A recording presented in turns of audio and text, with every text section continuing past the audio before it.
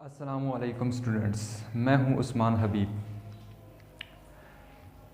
जब कभी भी फ्यूल को जलाया जाता है तो फ्यूल को जलाने के बाद हीट प्रोड्यूस होती है जिसको हम कंबशन एनर्जी कहते हैं। जब कभी भी फ्यूल को जलाया जाता है तो एक्चुअली वहाँ पर रिएक्शंस कौन से होते हैं। फॉर एग्ज़ाम्पल हमारे पास मीथेन गैस है। जब कभी भी हम मीथेन गैस का रिएक्शन करवाएंगे, जब कभी भी हम मीथेन गैस को जलाएंगे तो मीथेन के मालिक्यूल्स एयर में मौजूद ऑक्सीजन के मालिक्यूल्स के साथ रिएक्शन करेगी और एयर के अंदर मौजूद ऑक्सीजन के साथ जब रिएक्शन करेगी तो ये प्रोड्यूस करेगी कार्बन डाइऑक्साइड, वाटर और कंबशन एनर्जी जो कि हीट की फॉर्म में लॉस होगी। जो हीट प्रोड्यूस होगी वो कंबशन एनर्जी होगी।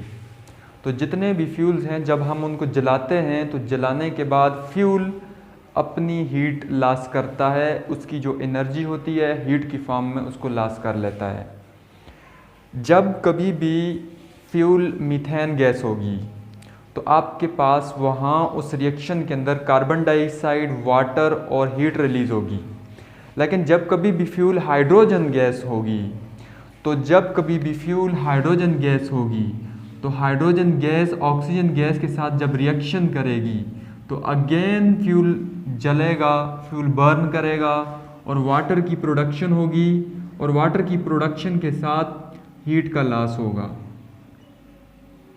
हाइड्रोजन और ऑक्सीजन के रिएक्शन के नतीजे में इतनी ज़्यादा हीट लॉस होती है कि ये रिएक्शन जो होता है एक्सप्लोसिव रिएक्शन होता है। इस रिएक्शन के नतीजे में आग भड़क उठती है क्योंकि इस रिएक्शन के नतीजे में बहुत ज़्यादा हीट लॉस होती है। तो साइंटिस्ट लोगों ने इस बारे में सोचा कि जब हाइड्रोजन और ऑक्सीजन का रिएक्शन करवाते हैं तो बहुत ज़्यादा हीट लॉस होती है। ये जो हीट लॉस होती है किसी न किसी तरीके से क्या हम इस हीट को यूज़फुल एनर्जी में कन्वर्ट कर सकते हैं। तो उस डिवाइस को आज पढ़ने जा रहे हैं जो डिवाइस कंबशन एनर्जी को इलेक्ट्रिसिटी में कन्वर्ट करेगा। तो आज हम पढ़ने जा रहे हैं फ्यूल सेल या फ्यूल बैटरी। फ्यूल सेल या फ्यूल बैटरी ऐसा सेल होता है जिसमें कंबशन एनर्जी को इलेक्ट्रिकल एनर्जी में कन्वर्ट किया जाता है। फ्यूल सेल ऐसा सेल होता है जो कंबशन एनर्जी को इलेक्ट्रिकल एनर्जी में कन्वर्ट करता है। कंबशन एनर्जी को फ्यूल सेल इलेक्ट्रिकल एनर्जी में कैसे कन्वर्ट करता है, तो उसके लिए सबसे पहले हम फ्यूल सेल्स को कंस्ट्रक्ट करेंगे। फ्यूल सेल एक रेक्टेंगुलर कंटेनर होता है। फ्यूल सेल एक रेक्टेंगुलर कंटेनर होता है। फ्यूल सेल जिसमें दो इनलेट होते हैं और इस रेक्टेंगुलर कंटेनर के अंदर दो ग्रेफाइट के इलेक्ट्रोड्स डिप कर दिए जाते हैं। इस रेक्टेंगुलर कंटेनर के अंदर दो ग्रेफाइट के इलेक्ट्रोड्स डिप कर दिए जाते हैं। ग्रेफाइट मीन कि ये जो आपके पास इलेक्ट्रोड्स हैं ये इलेक्ट्रोड्स कार्बन एटम्स के बने हुए हैं। ये इलेक्ट्रोड्स कार्बन एटम्स के बने हुए हैं और ये पोरस इलेक्ट्रोड्स हैं। ये पोरस इलेक्ट्रोड्स हैं। ये पोरस इलेक्ट्रोड हैं जो कि कार्बन ग्रेफाइट के बने हुए हैं। ये पोरस इलेक्ट्रोड कार्बन ग्रेफाइट के बने हुए हैं और इनके ऊपर प्लाटिनियम पाउडर को कोट कर दिया जाता है। इन इलेक्ट्रोड्स के ऊपर प्लाटिनियम पाउडर को कोट कर दिया जाता है और एक इनलेट से हाइड्रोजन गैस को इंट्रोड्यूस करवा दिया जाता है और दूसरे इनलेट से ऑक्सीजन गैस को इंट्रोड्यूस करवा दिया जाता है और यहाँ पर आउटलेट बनाया गया है जो कि प्रोडक्ट बनने के बाद यहाँ से रिलीज़ हो जाएगा। तो जब फ्यूल सेल के अंदर हाइड्रोजन गैस और ऑक्सीजन गैस को इनलेट से इंट्रोड्यूस करवा दिया जाता है तो इंट्रोड्यूस करवाने के बाद हाइड्रोजन गैस इस इलेक्ट्रोड पर अपने इलेक्ट्रॉन लॉस करता है। हाइड्रोजन के जो मॉलिक्यूल्स होते हैं वो अपने 2 इलेक्ट्रॉन इस इलेक्ट्रोड के ऊपर लॉस कर लेता है और हाइड्रोजन आयन बनने के बाद सॉल्यूशन में चला जाता है, एक्वस सॉल्यूशन में चला जाता है। आप सोच रहे होंगे कि जो आपके पास फ्यूल सेल है, फ्यूल सेल के अंदर कौन सा इलेक्ट्रोलाइट यूज़ करेंगे? तो फ्यूल सेल के अंदर या सोडियम हाइड्रोक्साइड यूज़ करेंगे या पोटाशियम हाइड्रोक्साइड यूज़ करेंगे। तो मोस्टली पोटाशियम हाइड्रोक्साइड यूज़ किया जाता है। यहाँ पर जो हम इलेक्ट्रोलाइट यूज़ करते हैं वो पोटाशियम हाइड्रोक्साइड होता है, जिसमें पोटाशियम के ऊपर पॉजिटिव चार्ज, हाइड्रोक्साइड के ऊपर नेगेटिव चार्ज होता है। जब हाइड्रोजन अपने 2 इलेक्ट्रॉन इस प्लाटिनियम की सरफेस पर लॉस करता है तो ग्रेफाइट को प्लाटिनियम से कोट क्यों किया जाता है? ग्रेफाइट की सरफेस पर प्लाटिनियम कोट इस वजह से किया जाता है ताकि प्लाटिनियम पाउडर की वजह से इसका सरफेस एरिया इंक्रीज हो। और प्लाटिनियम ऐसी मेटल होती है जो हाइड्रोजन को आयंस में कन्वर्ट करने की ज़्यादा सलाहियत रखती है, इसलिए प्लाटिनियम को ग्रेफाइट के ऊपर कोट कर दिया जाता है। हाइड्रोजन गैस के मॉलिक्यूल्स अपने इलेक्ट्रॉन लॉस करते हैं और आयंस बन के सॉल्यूशन में चले जाते हैं। ये जो इलेक्ट्रॉन्स होते हैं ये एक्सटर्नल सर्किट के थ्रू मूव करते हैं और एक्सटर्नल सर्किट में मौजूद जो बल्ब होता है उसको ऑन करते हैं और लाइट प्रोड्यूस होती है, या इस एक्सटर्नल सर्किट के अंदर जो डिफरेंट इलेक्ट्रॉनिक्स यूज़ किए गए हैं ये उनको ऑन करवाता है और उनको इलेक्ट्रिसिटी प्रोवाइड करता है। अब ये इलेक्ट्रॉन जो एक्सटर्नल सर्किट में मूव कर रहे हैं ये दोबारा से इस इलेक्ट्रोड पे आएंगे और इस इलेक्ट्रोड पर ये 2 इलेक्ट्रॉन सॉल्यूशन के अंदर मौजूद जितने भी हाइड्रोजन प्लस आयंस हैं वो सारे के सारे इलेक्ट्रोड की तरफ जाएंगे और उससे इलेक्ट्रॉन्स को दोबारा एक्सेप्ट करेंगे। ये सारे हाइड्रोजन आयंस इस इलेक्ट्रोड की तरफ आएंगे और इन 2 इलेक्ट्रॉन्स को, क्योंकि यहाँ पर ऑक्सीजन गैस को भी इंट्रोड्यूस करवाया जा रहा है, ये ऑक्सीजन गैस और यहाँ से ये जो हाइड्रोजन के आयंस आ रहे हैं ये 2 इलेक्ट्रॉन गेन करने के बाद यहाँ पर वाटर मॉलिक्यूल की फॉर्मेशन होगी और वाटर मॉलिक्यूल की फॉर्मेशन होने के बाद वाटर आउटलेट से सेल से बाहर चला जाएगा। तो यहाँ पर इस सेल के अंदर 2 रिएक्शंस हो रहे हैं। पहले रिएक्शन के अंदर जो हाइड्रोजन गैस है, हाइड्रोजन के वैलेंस शेल में 1 इलेक्ट्रॉन होता है, तो इसे अपना डुप्लेट मुकम्मल करने के लिए दूसरे हाइड्रोजन के साथ सिंगल कोवैलेंट बॉन्ड बनाना पड़ता है। तो ये हाइड्रोजन जब इस इलेक्ट्रोड पर आता है तो इस इलेक्ट्रोड पर ये अपने 2 इलेक्ट्रॉन लॉस करता है और 2 इलेक्ट्रॉन लॉस करने के बाद ये हाइड्रोजन एक्वस फॉर्म में कन्वर्ट हो जाता है। हाइड्रोजन एक्वस फॉर्म में कन्वर्ट हो जाता है और हाइड्रोजन आयंस सॉल्यूशन में चले जाते हैं।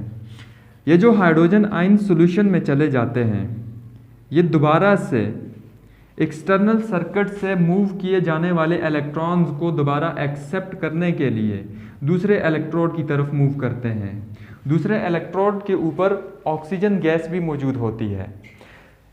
सेकंड इलेक्ट्रोड के ऊपर हाइड्रोजन एक्वस फॉर्म में पहुंचेंगे, हाइड्रोजन की 2 आयंस एक्वस फॉर्म में पहुंचेंगे और वो उन 2 इलेक्ट्रॉन्स को दोबारा से एक्सेप्ट करेंगे ऑक्सीजन गैस की मौजूदगी में।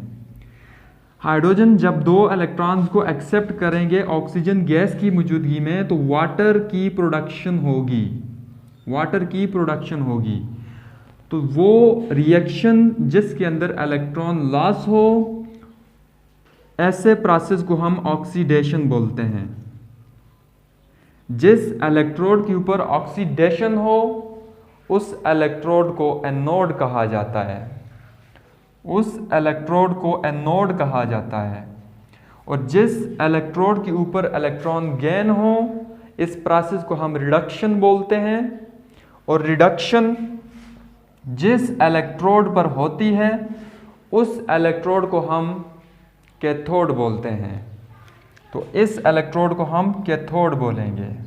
तो एक एनोड जहां पर इलेक्ट्रॉन लॉस हो रहे हैं और एक कैथोड जहां पर इलेक्ट्रॉन का गेन हो रहा है।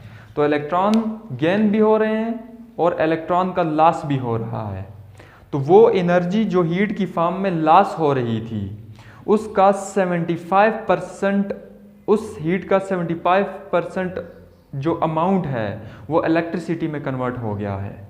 तो जो फ्यूल सेल होता है इसके अंदर ये कैपेसिटी होती है कि ये 75% केमिकल एनर्जी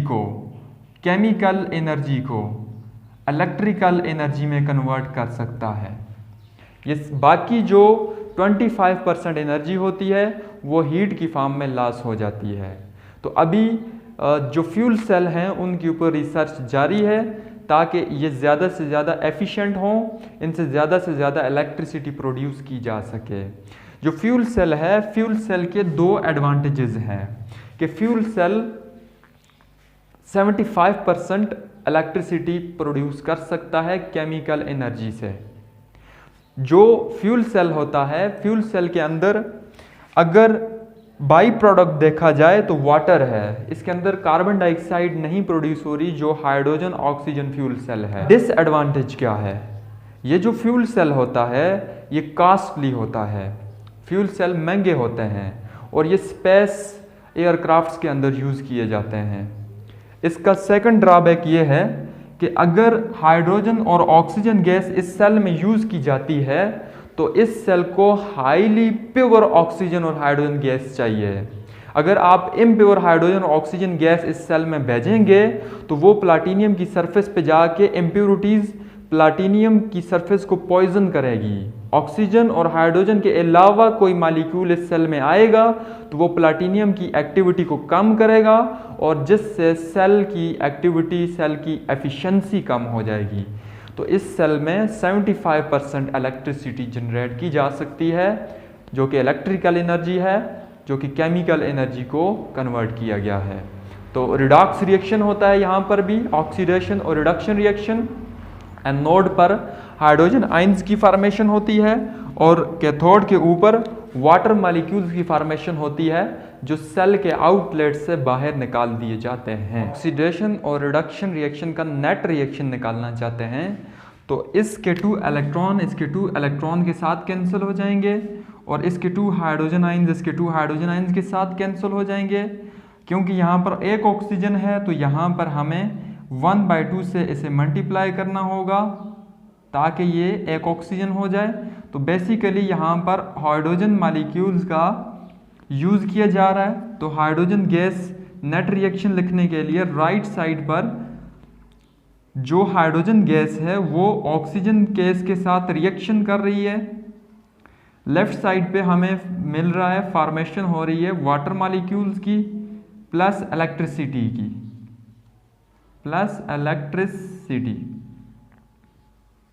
तो बेसिकली इस रिएक्शन के अंदर कंबशन एनर्जी इलेक्ट्रिसिटी में कन्वर्ट हो गई है।